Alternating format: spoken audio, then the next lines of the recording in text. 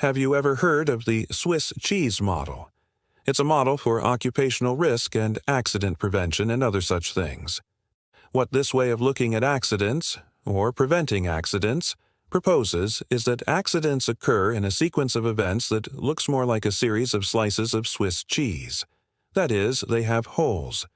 Each slice has different holes, and there comes a time when all are aligned in such a way that one could see through a single hole all the way to the end, and that is when the accident occurs. The Swiss cheese model, unlike the domino model, which holds that one event triggers an entire catastrophe, proposes that it is a series of events and decisions that lead to the accident, and therefore the establishment of certain barriers, certain filters, certain protections, prevents the accident from occurring. Thus, for example, a very dangerous machine to be turned on requires the operator to be in a protected cabin, to have a key and a button. With that, you avoid him being trapped there and similar situations. Why am I telling you this? Because perhaps the clearest example of this is the case I am going to talk to you about today. Why don't you come with me? At the beginning of the 1970s, international airlines were surprised by the arrival of a new airplane. It was spectacular. It was the Boeing 747, better known as the jumbo jet. A gigantic, beautiful airplane with a very peculiar silhouette that made it different from all the other planes because at the front, toward the nose of the plane, the flight deck was on a kind of hump that stood out from the rest of the fuselage, giving it a very distinctive silhouette. But it was also a tremendous airplane in many senses. It was a plane that, at its greatest capacity in those 1970s, early 70s, could carry 550 people on one plane. It was a lot. But it was also a very wide airplane. The way the cabin had been designed, wide cabin, enormous, there were 3 seats, then 4 in the center, and 3 more seats on the other side. There were comfortable aisles, the cabin was quite tall, and in some planes the first-class area was set up precisely above, in that kind of hump, just behind the flight deck. And it was very nice. Its appearance was spectacular. In addition, its technical performance was tremendous. It was a plane that could reach 9,000 kilometers of range without refueling. But it also had another characteristic. It was very fast for its time. It was a plane that reached above 800 kilometers per hour, already at its flight level and at its cruising speed. Above 800 kilometers per hour was a great deal. But it also had other features. Pilots who came to occupy a seat in the cockpit of a 747 and who had previously flown other planes all spoke with great confidence about the 747, wendiness like having gone from a cart to a Cadillac. Many felt confident. Of course it had problems. Of course there were many design errors and things that were corrected over time. But it became so safe, so well corrected, that the airplane of the President of the United States, Air Force One, was a 747.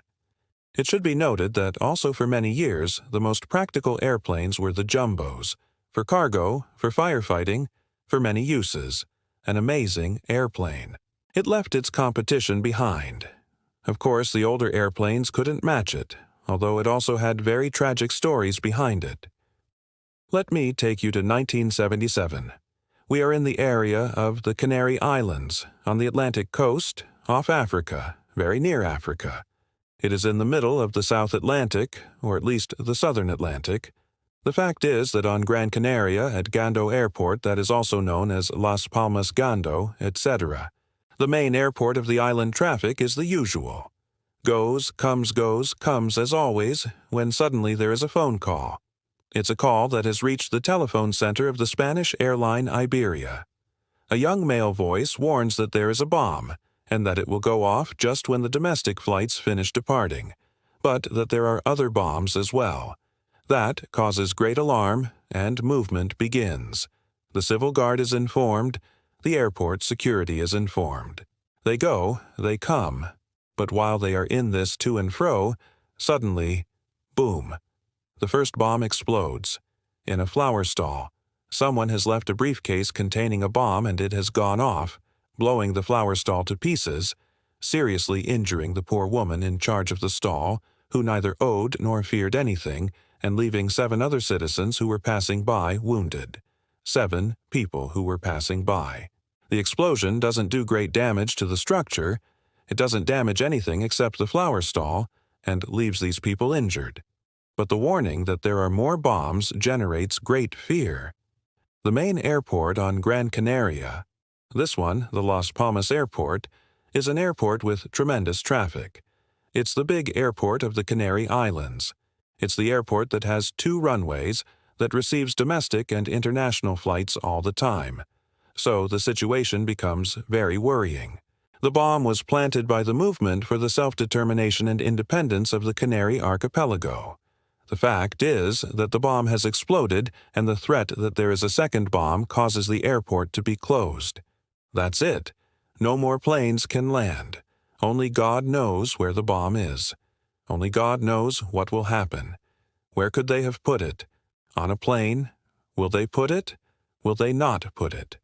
Meanwhile, to be on the safe side, the airport is closed. The problem is air traffic. There are planes coming from many parts of the world. This is the big airport of the Canaries. And we are in March 1977. On March 27, 1977, spring is tourist season. People who come fleeing Northern Europe in search of sunny, rich beaches.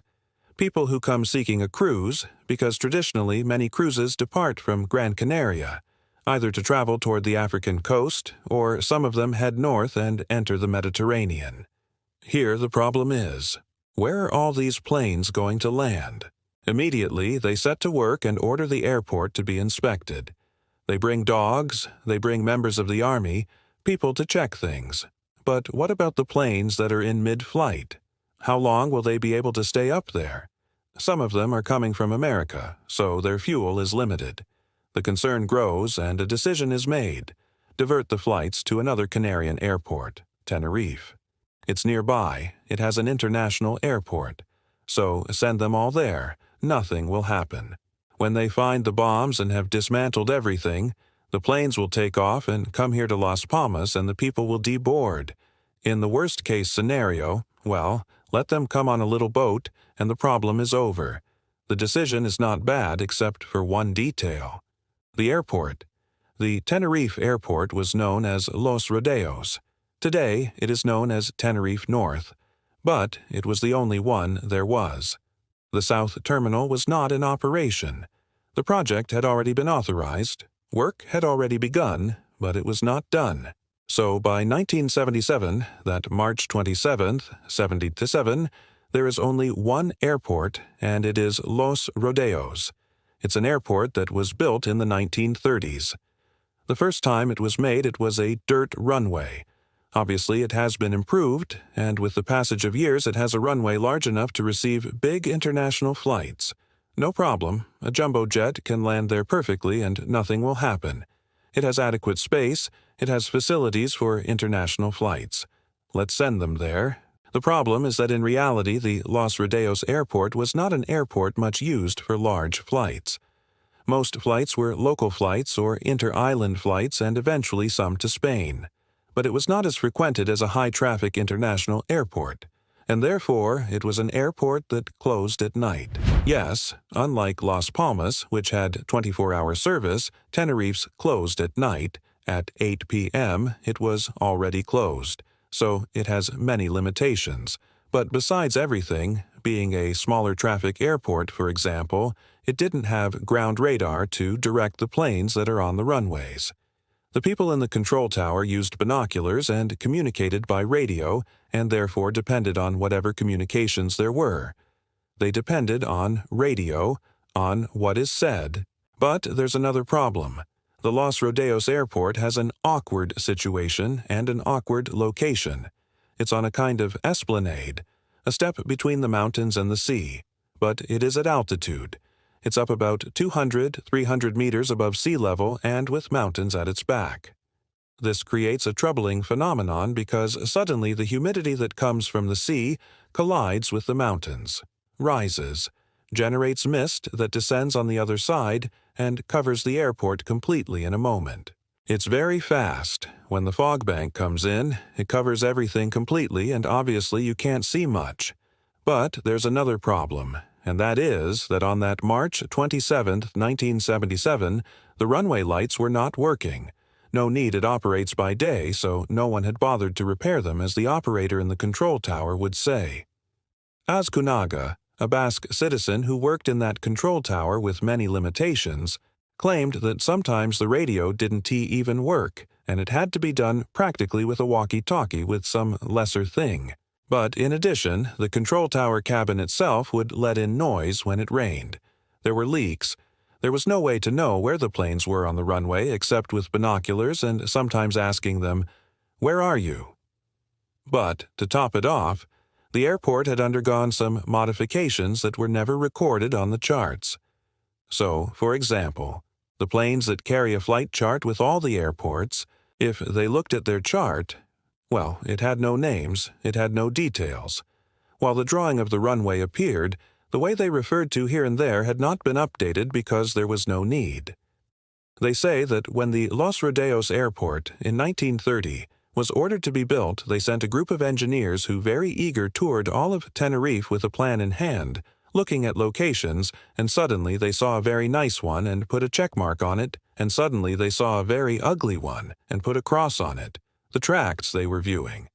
According to that anecdote, these men fold the plan, the map of the island, and leave. When those who are going to build it arrive, they open the plan, and what they see is the X, and they say, well, that's it. If they put an X, it's the treasure's X, build it there. And the first ones had thought, not here, not by mistake make an airport, and that's why they crossed it out. It's an anecdote that is told. What is a fact is that Los Rodeos had already proven to be an extremely dangerous airport throughout its history. Since 1930, there had been several accidents to its name, some of them quite tragic.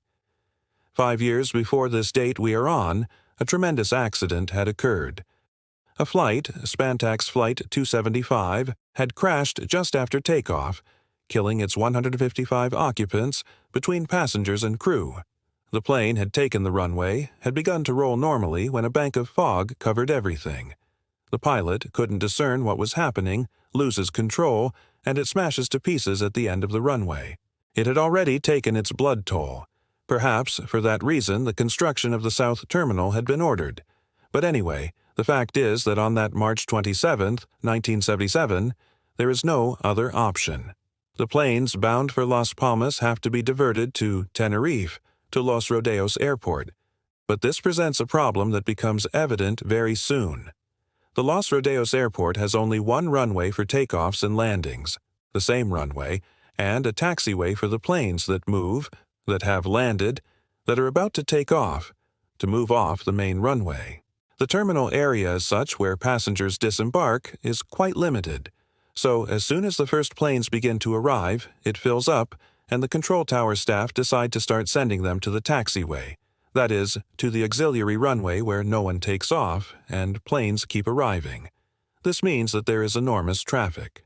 There is a congestion of planes at that place. Priority is given to the larger planes to occupy the larger spaces. The smaller ones are sent over there to the outside, to the boundary areas, to where the fuel lanes are, etc., to move out. But it becomes evident that there is a problem. And the problem keeps growing, because at about 1:40 p.m., the tower controller at the airport receives communication from a KLM, a 747 that is approaching Los Rodeos Airport. It is enormous and requests a runway. The controller accepts, of course. He has instructions to let all land, and that huge aircraft lands. The flight is KLM Flight 4805, a 747-200 whose name is the Rhine, referring to the River Rhine. It is a beautiful airplane. It is blue and white, enormous. It has the KLM crests, its name written. Below the cockpit and divided by a thin stripe, there is a white section. It is a gorgeous plane. On board are 234 people, 234 passengers, and 14 crew members. It is also a very special crew, you know? This plane is piloted by Jacob van Zanten, Van Zanten is KLM's chief instructor. He is the brightest star in KLM's firmament. He is also the face of promotion, of advertising. He is the flight captain, the handsome fellow who, seated in his cockpit, looks at the camera and smiles while saying that punctuality is everyone's work, and things like that. It's Van Zanten. They've seen him on TV, they've seen him in newspapers, in magazines. The people flying with him are happy because it's Van Zanten and he is the captain. But he's also a good guy. He's 50 years old. He has more than 12,000 flight hours. He is an instructor for many pilots. Even the co-pilot who is with him and the flight engineer feel true devotion for him, because he is also an old-school fellow. He is a man who followed the old book. The captain is the one in command, period. As expected, Van Zanten lands without any incident, touches down, taxis toward the terminal, where he stops the beautiful KLM plane and waits. He has a certain concern, you know? The KLM comes from Schiphol Airport in Amsterdam, in the Netherlands, and aims to reach Gran Canaria, Las Palmas, disembark the passengers, and return. But there are certain time limits. It can't be just like that. The plane must take off before 18:30 that same day. Otherwise, it will not have permission to take off. The airline has a series of very strict policies, and if it doesn't take off at 18:30, it stays on the ground that day, and the airline has to pay the lodging of the passengers who have not been able to fly. And Van Zanten has the obligation to get them lodging and to organize everything for their stay. That is a problem, because he knows from experience that at that time there is no room in any hotel. There is nowhere to put people. It is a terrible situation. But he is also an incredibly punctual man, so this disruption caused by the bomb has affected him. Now he is seated in his cockpit in a very bad mood while this goes on. In addition, the plane is exposed to tremendous heat. He cannot have the engines running for long. He has to turn them off soon. And although they connect the plane, well, it is very uncomfortable. He feels unwell, and that becomes evident in the little communication he has with his team. About 20 minutes later, a second plane appears in the sky. It's another jumbo. This time it's Pan American Airways, Pan Am. It is the 747 known as Clipper Victor. Pan American Airlines was a very curious company because all of its planes had names, but also all the names of its planes began with Clipper.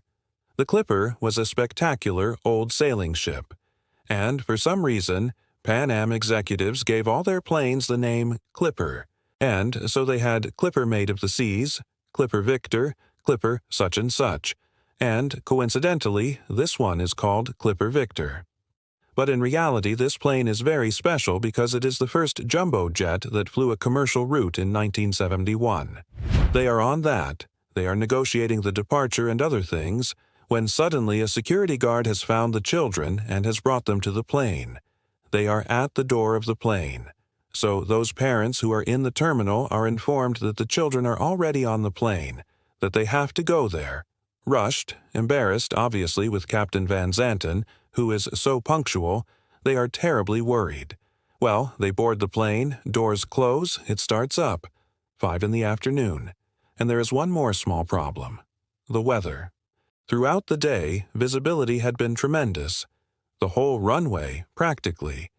But by this time, 5 in the afternoon, the haze has begun to grow and visibility has decreased. This means that very soon the Los Rodeos airport is going to close. Yes, due to lack of visibility. Van Zanten knows this is about to happen, so he hurries. Let's go. He asks for permission to taxi on the runway. The control tower tells him, "Taxi to C, turn left." And he says, "No, no, no. Please let me go along the main runway, reach the end, do a back taxi and take off."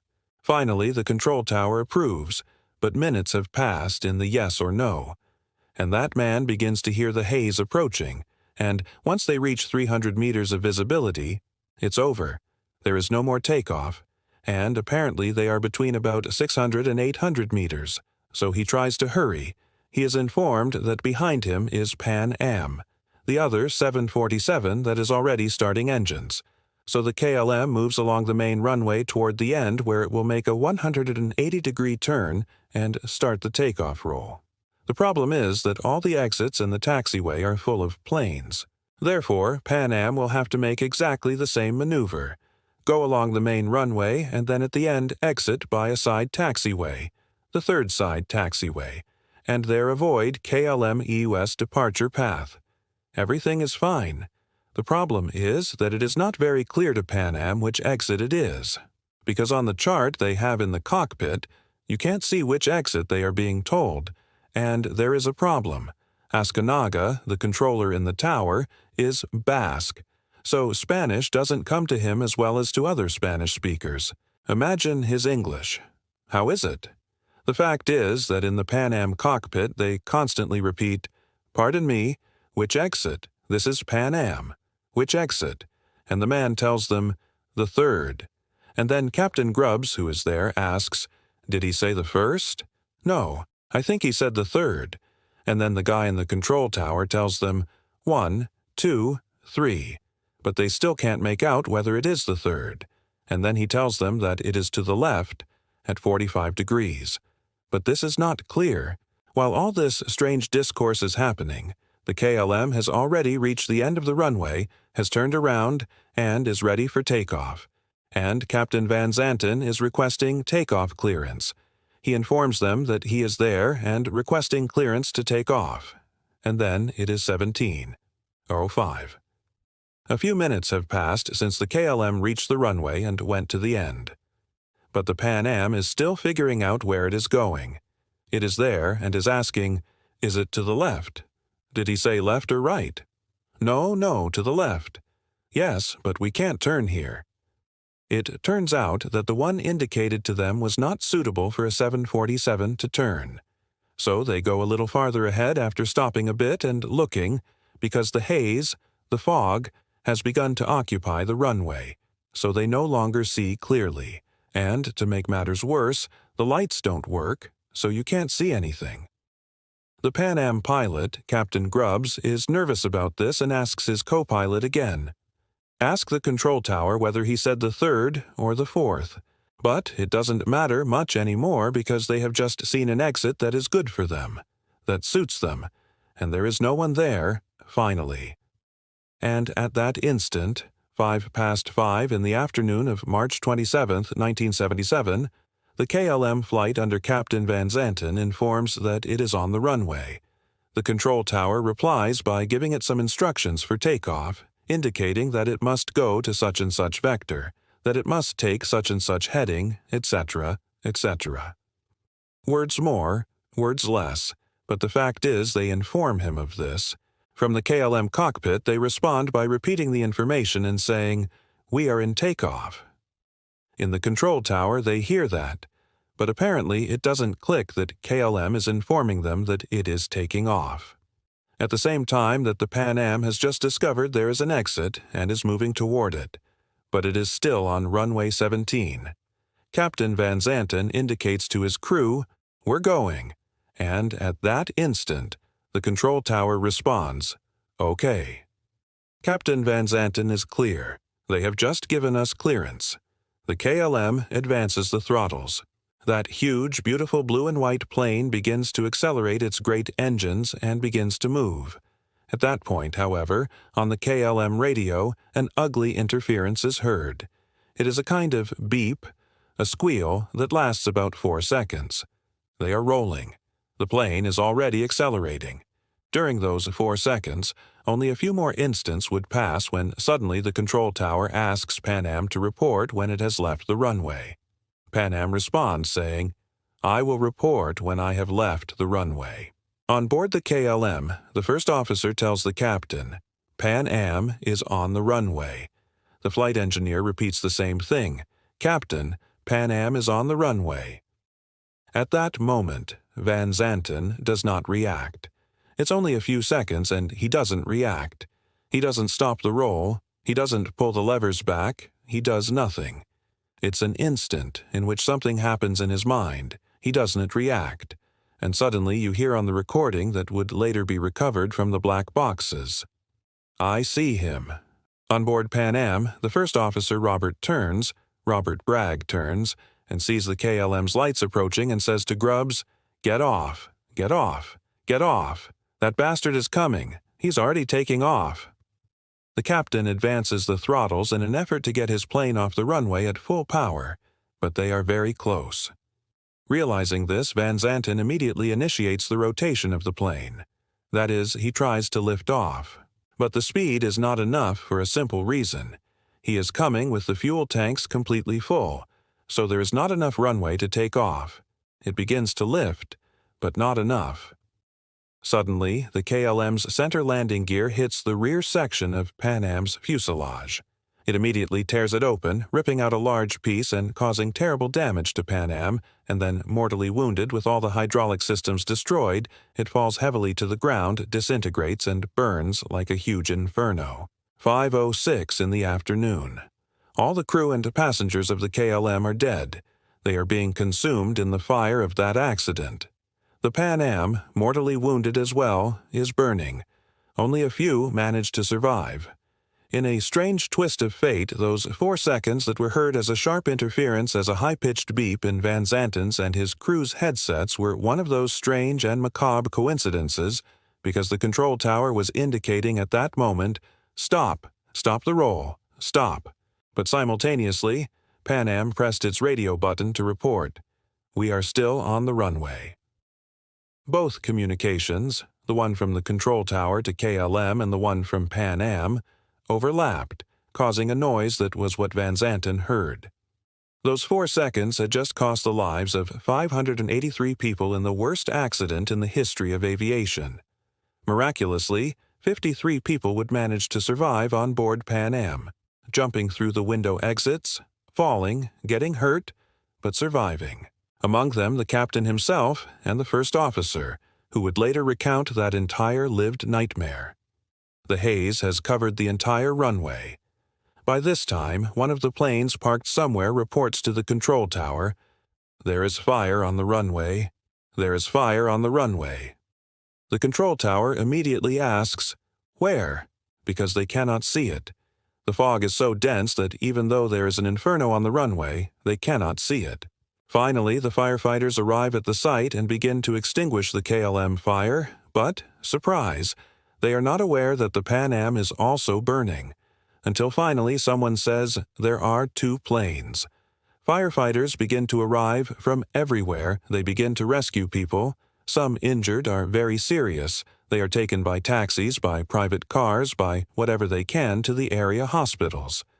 Many will die. The result of the investigations would be very clear. The blame lay with Van Zanten. At least that was stipulated. He had taken off without having permission to do so. He was the visible head. It was the most obvious. Captain Van Zanten had taken off without having clear clearance. But of course, the subsequent study of all the evidence revealed tremendous things. First, the failures at the airport. The fact of not having ground radar, the fact that communication with the control tower was so precarious that a standard language was not used, that colloquial phrases like "okay" were used, which indicates nothing. Okay, what does okay mean? Could it mean I can take off or not? The fact that the KLM people had said, "We are in takeoff," what did that mean? Are we at the takeoff point, or are we taking off? Communications were very bad. But there was also another problem. An operator handling international flights has to have very good command of English and an accent acceptable to all English speakers. The operator ES problem at that time was that his accent was very peculiar and made comprehension difficult, especially for people like Van Zanten, who was not an English speaker but spoke English and had to understand what he was being told, or for the Americans of Pan Am who simply did not understand the words. Thus, the conjunction of all these factors ended in the worst tragedy in commercial aviation that was not terrorist. This was not a terrorist attack, but an accident due to other issues. Now then, why did I give you that whole spiel at the beginning about the Swiss cheese model? Look. After some time, notes began to appear that suggested that all this had been, strangely, macabrely, a sequence of fatal coincidences. Point number 1. The bomb was supposed to explode at 14 hours. No one ever acknowledged it was a mistake. But, they said, it should have detonated at 14:20. It exploded at about 12:30, and that was not the objective. So the first ominous event was that a bomb exploded ahead of time. If this bomb had exploded at 14:00, as planned, Van Zanten would have landed normally. Behind him, Pan Am would have landed, and they would have had a fright because of the explosion. But nothing would have happened. Point 2. The problem in the terminal itself, the saturation, all that. The fact that Van Zanten decided to refuel, but also the fact that Pan Am arrived exactly after KLM, a strange coincidence because in fact Pan Am would probably have arrived about 30 minutes later if they had landed at Las Palmas. But by changing the airport, the Pan Am flight moved ahead a bit and arrived 10 minutes earlier than expected at Los Rodeos, which is why it arrived right behind KLM. In other circumstances, it would have arrived behind another Iberia flight and would not have been in this condition. But by a mysterious chance, KLM ended up just before Pan Am. When they begin to refuel and decide to deplane the passengers, it is an obligation. They have to do it. Perfect. They begin filling tanks. Van Zanten's decision at that time was not determinant. It was not indispensable. But he analyzed and thought that this way he would save time, not knowing how long Las Palmas would actually remain closed. He made this decision and allowed the passengers to deplane. But even when they had finished filling the tanks, in an irony of fate, those passengers who had stayed in the terminal generated a greater delay, as if some kind of malevolent force of destiny had determined that that day all these people had to die and therefore made the children get lost, caused delay in this, caused delay in that. Finally, when they are already there and in their positions, this strange twist of fate causes the Tower S communication addressed to KLM to be interrupted by Pan Am S communication, trying to report that it was still on the runway. Both communications were vital. If the Tower's communication had gone out 5 seconds earlier, Van Zanten would have heard it. 5 seconds would have made the difference between life and death. But by this strange chance of fate, both communications cross. And who would have had to hear that? Who could have done something to change history? It was Van Zanten and his crew. They do not hear it, except as a noise in the headset. That is, everything came together. And the last factor, the fog. If the fog had not been so dense, KLM would have seen Pan Am at a distance and would not have taken off. Therefore, the sum of all these factors contributed to aligning the slices of cheese and for the accident to occur. Although that is the position of an industrial engineering study or something like that, from the paranormal point of view one could think, and only one could, I am not asserting anything, of a strange design of fate. And each step was obstructing more and more. When the plane was ready to leave, 2 people were missing. When the plane was about to, someone was missing. All this sounds very strange, but perhaps equally strange is the fact that there was a survivor from KLM. Yes, only she was not in the accident. Robin A. Landshot, being in Tenerife, was the person who no longer wanted to board the plane. And it wasn't due to a hunch or anything psychedelic. Robin lived in Tenerife with her boyfriend, and boarding the KLM again meant going to Gran Canaria, picking up her luggage and then taking a little boat to return to Tenerife. But right then, she was tired. She wanted to be at home. She wanted to arrive already. It didn't matter if her luggage arrived later. Nothing would happen. She was already at home. That's why she didn't get on the plane. She had saved her life in one of those extremely strange twists of fate. Sadly, Ava Meyer, along with many other Pan Am crew and passengers, would die. KLM would have to pay many indemnities. Since the party at fault for the accident was one of its planes, they had to pay indemnities, assume costs, a lot of things. But the story doesn't end there. In fact, from the Los Rodeos accident and for many years, there has been a huge number of reports of paranormal phenomena. Today, Tenerife has 2 airports, the South Airport and the North Airport. They continue operating normally, both, of course, with many improvements and many regulations. but there are several stories of paranormal phenomena. One of them is the girl of the guardhouse. Several members of the Los Rodeos security team have reported encountering a little girl with light eyes, black hair, 6 or 7 years old, who approaches the guardhouse. She is known as the girl of the guardhouse because she approaches the security guardhouse and, oh surprise, when they come out to ask her what she needs, what she is doing there, where she comes from, the girl disappears. There is also a report of a little boy who is even said to appear carrying a toy truck. Remember that on the Pan Am there were elderly people, but on the KLM there were 43 children. In addition to this, there are many people who have lived in the surroundings who claim to occasionally see people walking on the runway, something that does not actually happen. People who wander, spectral, who even look at people and move their arms in a kind of march that suddenly gets wrapped up with the fog and disappears. This has been repeated for more than 40 years. There have been all kinds of testimonies, from pilots who suddenly, when taxiing, report people on the runway, but there is no one there. Today, the airport has security fences, double fencing, protection circuits. In those days it did not, it should be noted, but now it is very well protected. And yet there continue to be reports of people who suddenly, on board the cockpit of a plane that is beginning its takeoff roll, report there are people on the runway. They obviously cannot stop the roll, but there is no one either. The paranormal phenomenon has hovered over this airport for a long time. An event of this magnitude, sudden, with the conditions in which it occurred, would be difficult not to leave a mark in the realm of tales from the dark side. What do you think? And lastly, there is a small conspiracy story. For years it has been said that Pan Am was carrying contraband uranium that would be delivered in South Africa. This arose from the fact that after the accident it was detected that among the remains of the planes there was radioactive material. After the search it was found that there was indeed depleted uranium in certain conditions that emitted radiation and had also released toxic substances. Today, it has been clarified that depleted uranium was used as ballast. Once uranium has been used to generate atomic fuel, etc., etc., all the things it is used for, it retains a very low level of radiation and becomes a very heavy material.